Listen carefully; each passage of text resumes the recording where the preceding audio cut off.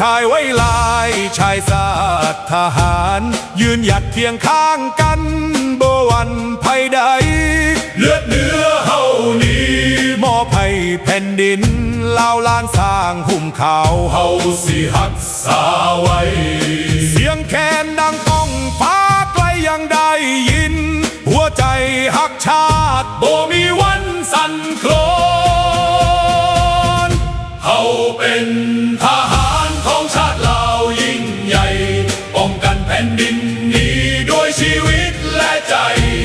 ล้านสร้างห่มขาวสิอยู่คู่เฮาไปรวมพลังเอาไว้เพื่อชาติลาวเฮืองรอ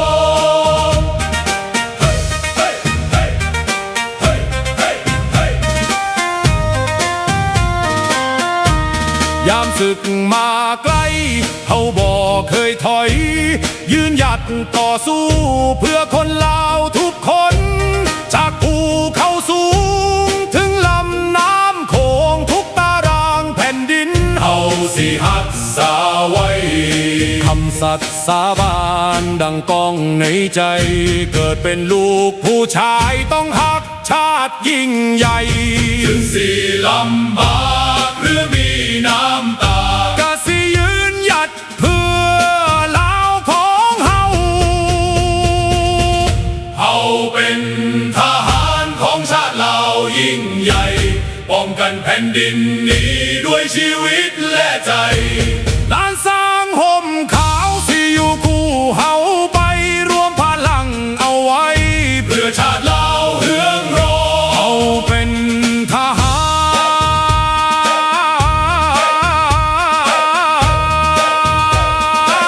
รของชาติลาวยิ่งใหญ่ป้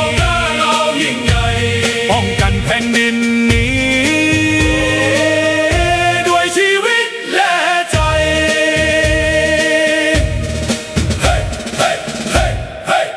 เฮาเป็นทหารก้าวเดินพร้อมกัน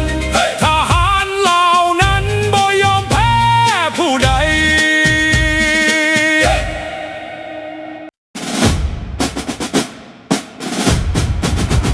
ศาสตร์เราตั้งแต่เดินมา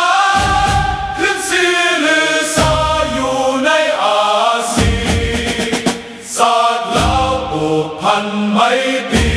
หวังสามัคคีฮักพ้องกันฮักศาสตร์ฮักประเทศเขาฮักเจ้าปกเกศเกษาฮักศาสตร์ฮักศาสตร์สมาแต่บุหารมาฮักษาดินแดนบ่ให้ศาสตร์ใครมาล้วนฮาวีอบอุ่นญาติแย่งสิ่งเอาให้คืนเข้ามาลู่วุ่นวายสู้จนตัวตายต้านทานศัตรูสวยเสพสู้เลือดเนื้อเสียเมาฟื้นฟูผู้เฮาบรรเทาทุกข์กันฮักศาสตร์ฮักศาสนาแต่บ่หานมาฮักษาดินแดน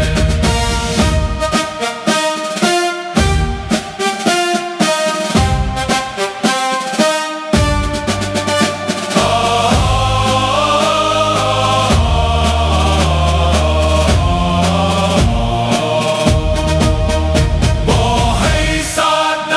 มาล้วนฮาวีลบกวนญาติแย่งสิ่งเอาให้คืนเข้ามาลู่วุ่นวายสู้จนตัวตายต้านทานศัตรูสวยเสพสู้เลือดเนื้อเสียเมาฟื้นฟูผู้เอาบรรเทาทุกข์กันสวยเสพสู้เลือดเนื้อเสียเมา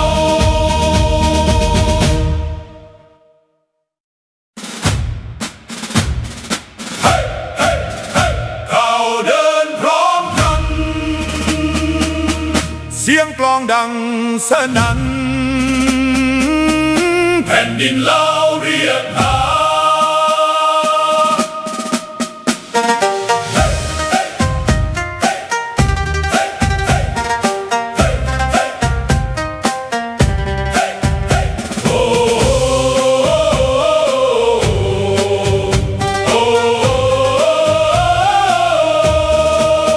เป็นชายไว้ลายชายสาดทหาร ยืนหยัดเคียงข้างกัน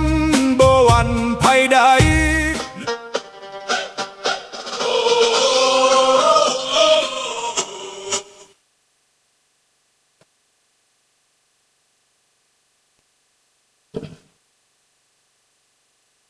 สบายดีพี่น้องลูกหลาน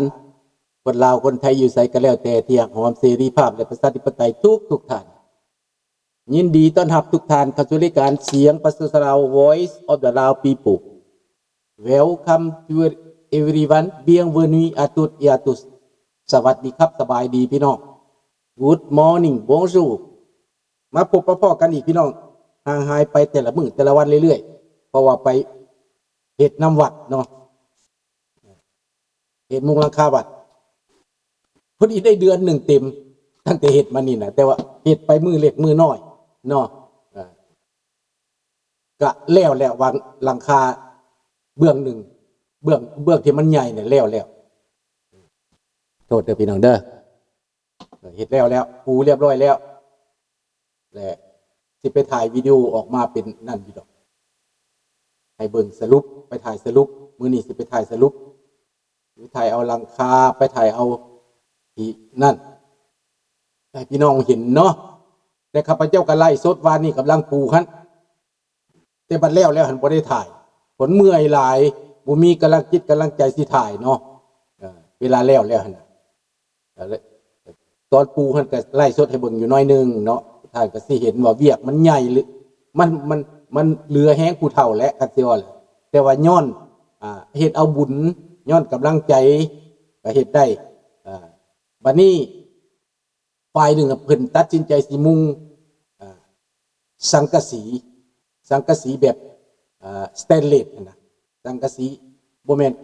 กาลวาไนซ์เนาะเล็กกาลวาไนซ์มันจะบ่เข้ามีมันจะทนทานเป็น100 ปีพุ่นแหละตัวนั้นเพิ่นจะเอาตัวนั้นง่ายกว่าเฮาเปิ้ใส่โลดตัวนั้นมั่างออกแล้วก็เปิ้ใส่ง่ายหันบุล่องใส่โลดจะบทมันบริคือตีบักโดเนาะโตที่มันเป็นแหลมๆมันน่ะเพิ่นตัดสินใจตัวนั้นและแพงกระยามันเพิ่นว่าใส่ตัวนั้นมันสิดีคือเลยว่าเวียกก็สิเบาลงนี่มันที่เหลือแต่2ข้างน้อยๆหั่นก็อีกไป2เทื่อก็แล้วตัวนั้นน่ะตัว2ข้างน้อยๆแต่มื้อวานนี่มันปิดซ่องแล้วก็ใส่อันนั้นน่ะเมื่อยหลายมื้อวานนี่มันแดดร้อนแน่แล้วก็เวียกใหญ่แน่เนาะอันนี้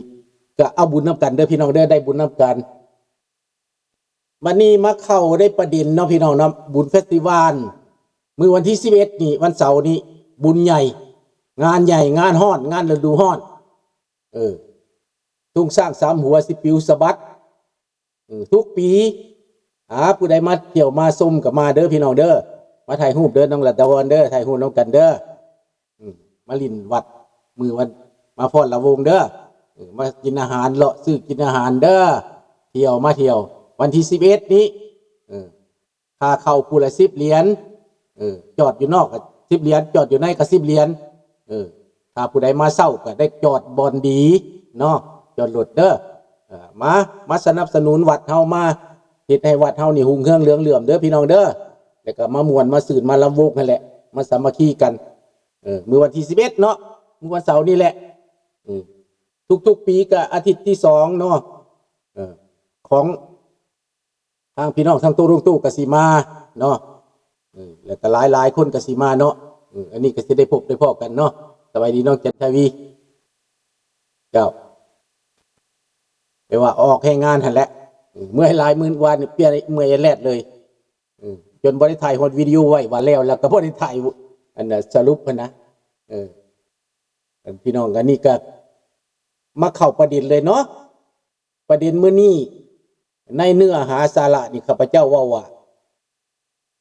ผู้ใดก่อกรรมกระทำเข็ญเนาะคือดังในภาษาฝรั่งเศสเว้านี่แหละ Celui qui sème le vent récolte la tempête sow the wind reap the storm เนาะหมายกว่าบาปกรรมผู้ใดกระทำกับผู้นั้นรับดังนั้นนายปูตินสร้างบาปทำกรรม 4-5 ปีมาเข็นฆ่าคนมาตลอด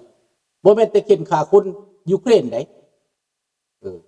เ เข็นฆ่าคนตัวเองส่งคนตัวเองไปตายเป็นแสนเป็นล้านบาดเจ็บอึกกระถึกหนึกนองพี่น้อง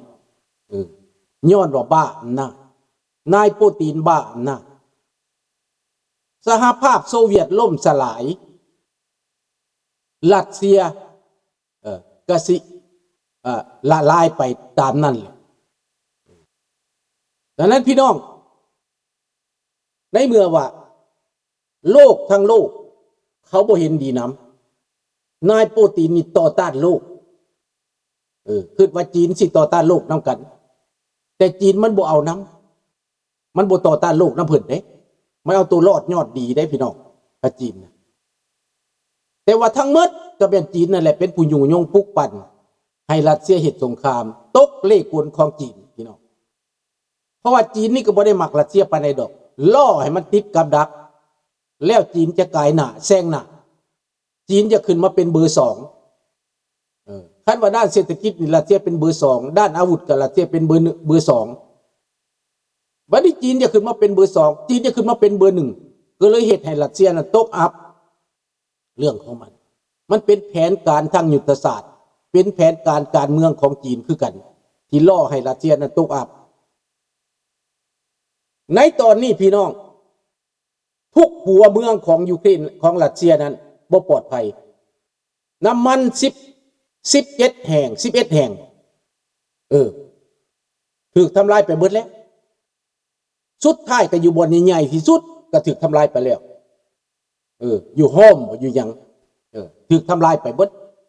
น้ำมันบ่มีคันน้ำมันบ่มีก็บ่มีพลังงานบ่มีพลังงานก็แปลว่าบ่มีเงินคันบ่มีเงินก็แปลว่าบ่มีข้าวกินก็อยู่ด้วยความมืดไฟฟ้าบ่มีมันก็มืดมีก็เป็นช่วงเป็นตอนนี่คือความหายนะมาเยือนรัสเซียแล้วเศรษฐกิจก็ตกต่ำประชาชนก็นับมือบ่พอใจนับมือเข่งตึงขึ้นนี่คือบาปกรรมตามสนองบักปูติที่เฮาสาบแซงข้าพเจ้าสาบแซงมันอยู่ตลอดให้มันล่มมันจมให้มันชิบหายวายวอดนายบักทองรุ่นนี่อันนี้มันเกิดขึ้นแล้วโดนัลด์ทรัมป์สบายดีนิชตาเนาะโดนัลด์ทรัมป์ก็เปลี่ยนใจมาสนับสนุนเซเลนสกี้ทางตรงและทางอ้อมและก็เคยด่าให้เซเลนสกี้ก็เปลี่ยนไปแล้วสภาพการเปลี่ยนไปยุโรปก็หนุนเซเลนสกี้อย่างนักประเทศต่างๆดังนั้นเรื่องของมันส่วนโปแลนด์นั่นฝ่ายขวาจัดนะอยากหาเรื่องใส่เซเลนสกี้ก็ถูกประชาชนตัวเองประนามโปแลนด์ก็จะได้รับผลเสียหายนั่นแหละสบายดีน้องธนพรนี่คือเหตุการณ์ของโลกสภาพการของโลกสบายดี JX เนาะนี่ดังนั้นบ่มีประเทศใดทุกประเทศก็ชื่นชมนำเซเลนสกี้ว่ากล้าหาญซานไซจัดการให้มาอำนาจอันดับ2ของโลกตกอับนายโปตินตกอับปรากฏว่าไผก็บ่อยากเว้านำไผก็บ่สนใจอาวุธก็ถูกทำลาย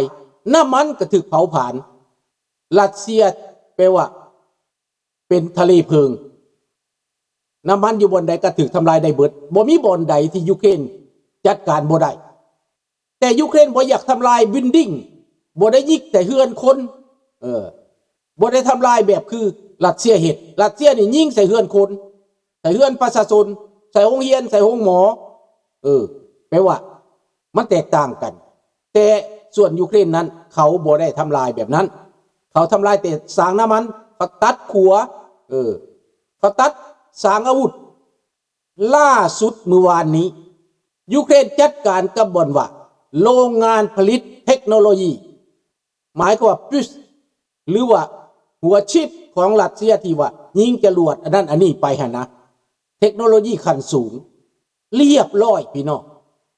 งูดุยปุ้ยสบายดีทอนแล้วก็